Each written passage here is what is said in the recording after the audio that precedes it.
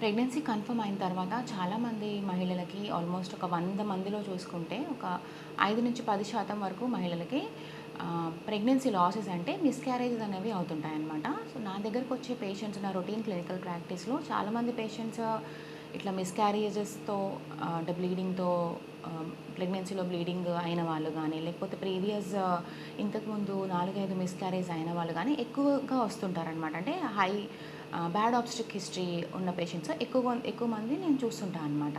So, చాలామంది నన్ను ఏమడుగుతారంటే, pregnancy loss అంటే మిస్‌క్యారేజ్ అనేది మనకి అవ్వకుండా ఉండడానికి ఇంజెక్షన్స్ ఉంటాయి కదా మేడం, ఆ ఇంజెక్షన్స్ స్టార్ట్ చేయండి అంటుంటారు. సో, ఇవాళ మనము ఈ అబార్షన్ అనేది ప్రివెంట్ చేయడానికి అంటే అబార్షన్ అవ్వకుండా గర్భం నిలిచేందుకు ఏదైనా ఇంజెక్షన్ ఉందా?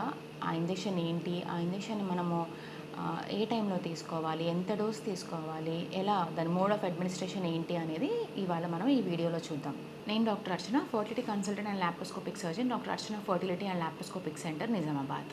సో, ఈ ఇంజెక్షన్ అనేది హెపారిన్ అంటామండి. ఇంతకుముందు పాతకాలంలో అన్‌ఫ్రాక్షనేటెడ్ హెపారిన్ అనేది ఎక్కువగా యూజ్ చేసేవాళ్ళు. ఇప్పుడు కొత్త పద్ధతులు, మోడర్న్ టెక్నిక్స్ వచ్చిన తర్వాత లో మాలిక్యులర్ వెయిట్ హెపారిన్ అనేది వస్తుందనమాట.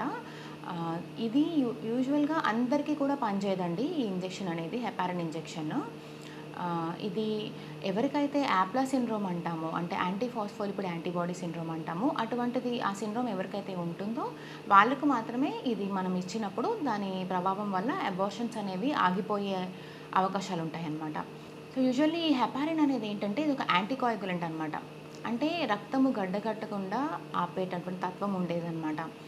ఎంబ్రియో అనేది ఇంప్లాంట్ అయినప్పుడు ఇనీషియల్ ఒక 5, 6 వారాల తర్వాత మదర్ నుంచి వచ్చే బ్లడ్ సప్లై మీద, మదర్ నుంచి వచ్చే ప్లాసెంటల్ అది మెల్లమెల్లగా డెవలప్ అవుతూ ఉంటుందన్నమాట. మాయ అనేది డెవలప్ అవుతూ ఉంటదనమాట. సో, అటువంటి పరిస్థితుల్లో ఈ ఎంబ్రియో యొక్క రక్త నాళాలు అండ్ మదర్ తల్లి యొక్క గర్భసంచిలో ఉండే రక్తనాళాలు 2 కూడా కనెక్షన్స్, అంటే 2 కలిపి ఒక కనెక్షన్స్ అనేది ఏర్పడి దాని తర్వాత అవి స్టెబిలైజ్ అయ్యి ప్రెగ్నెన్సీ అనేది ముందుకెళ్తుందనమాట. సో, ఎప్పుడైతే ఇటువంటి బ్లడ్ వెజల్స్ అనేవి బ్రేక్ అయ్యి మళ్ళీ కొత్త కొత్త కనెక్షన్స్ ఫామ్ అవుతూ ఉంటాయో ఆ టైంలో కొంతమంది మహిళలకి ఎవరికైతే రక్తం గడ్డగట్టుకునే తత్వం ఉంటుందో వాళ్ళకేంటంటే ఈ బ్లాకేజెస్ ఉంటాయి. బ్లడ్ వెసల్స్ అనేవి కనెక్ట్ అయినప్పుడు అక్కడక్కడ బ్లడ్ అనేది క్లాట్ అవుతుందన్నమాట. సో, అప్పుడు అలా అయినప్పుడు బేబీకి తనకు కావాల్సిన బ్లడ్ కానీ, లేకపోతే న్యూట్రియంట్స్ కానీ, ఆక్సిజన్ కానీ అన్నీ అందవన్నమాట.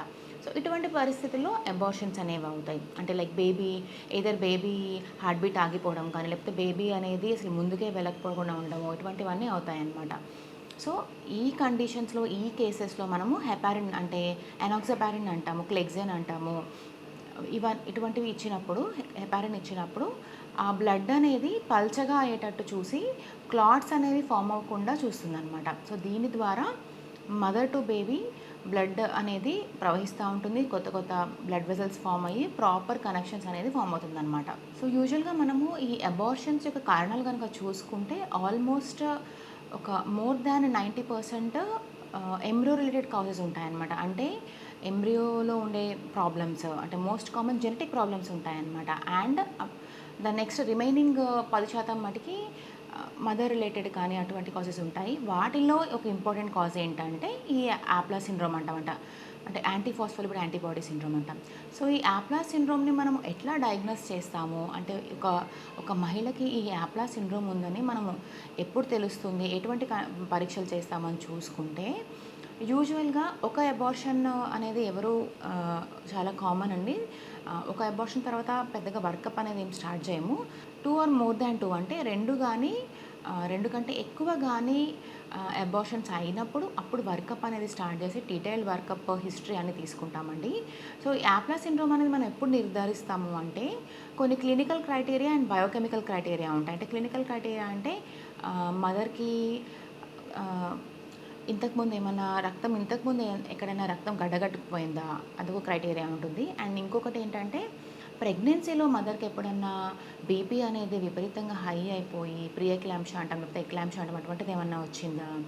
అదర్‌వైజ్ ఏదన్నా అకారణమైన మరణాలు, అంటే బేబీ కడుపులో ఉండగానే బేబీ డెత్ ఏమన్నా అయిందా? అది కూడా అకారణంగా అన్‌ఎక్స్‌ప్లెయిన్డ్ డెత్ అంటామనమాట.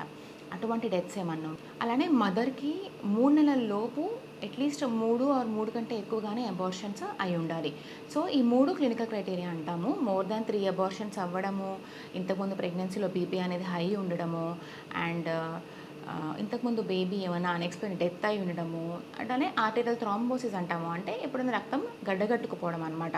సో, ఈ 4 కూడా మనకి క్లినికల్ క్రైటీరియా కింద వస్తాయి. బయోకెమికల్ క్రైటీరియా చూసుకుంటే బ్లడ్ వర్కప్ చేసినప్పుడు మనం ఒక 3 చేస్తామనమాట అండి. అదేంటంటే లూపస్ యాంటీకోయాగులెంట్ అంటాం ఒకటి యాంటీ కార్డియోలిపిన్ అంటాము, అండ్ మూడవది యాంటీ బీటా 2 గ్లైకోప్రోటీన్ అంటాము. సో, ఈ 3 కూడా ఉండాల్సిన దానికంటే ఎక్కువ ఉంటే అది బయోకెమికల్ క్రైటీరియాని సాటిస్ఫై చేస్తాడనమాట. సో, ఈ యాప్లా సిండ్రోమ్ అని మనం ఎప్పుడు నిర్ధారిస్తామంటే, నేను చెప్పినవి ఇంతకుముందు చెప్పినట్టు ఒక క్లినికల్ క్రైటీరియా, ఒక బయోకెమికల్ క్రైటీరియా. సో, ఇవి ఉన్నప్పుడు మనం యాప్లా నిర్ధారించి పేషెంట్‌కి ప్రెగ్నెన్సీ రాకముందే ఎకోస్ప్రిన్ ఒక టాబ్లెట్ స్టార్ట్ చేస్తామండి. అండ్ అలానే ప్రెగ్నెన్సీ వచ్చినాక ఈ ఎకోస్ప్రిన్‌తో పాటు లో మాలిక్యులర్ హెపారిన్, ఎనాక్సాపారిన్ అంటాము, అది కూడా స్టార్ట్ చేస్తామన్నమాట ఇంజెక్షన్స్. సో, ఇంజెక్షన్స్ అనేవి యూజువల్లీ బాడీ వెయిట్‌ని బట్టి ఇవ్వడం ఉంటుందండి. 1 milligram per kilogram body weight ఇస్తామన్నమాట. యూజువల్‌గా 40 మిల్లీగ్రామ్స్ కానీ 60 మిల్లీగ్రామ్స్ కానీ ఉంటాయన్నమాట. ఇప్పుడు అంతా మంచిగా పెన్స్‌లో వచ్చేసాయన్నమాట. అది ఎవరికి వాళ్ళే ఇన్సులిన్ ఇంజెక్షన్స్ తీసుకున్నట్టు, డయాబెటిక్ వాళ్ళు తీసుకున్నట్టు ఎవరికి వాళ్ళే తీసేసుకోవచ్చు అనమాట. అండ్ అలానే అది స్కిన్‌కి సబ్క్యూటేనియస్‌కి ఇస్తామన్నమాట. అంటే మజిల్‌కి కాదు, జస్ట్ స్కిన్ ఇట్లా పించ్ చేసి డైరెక్ట్లీ ఎవరికి వాళ్ళు తీసేసుకోవచ్చు అనమాట.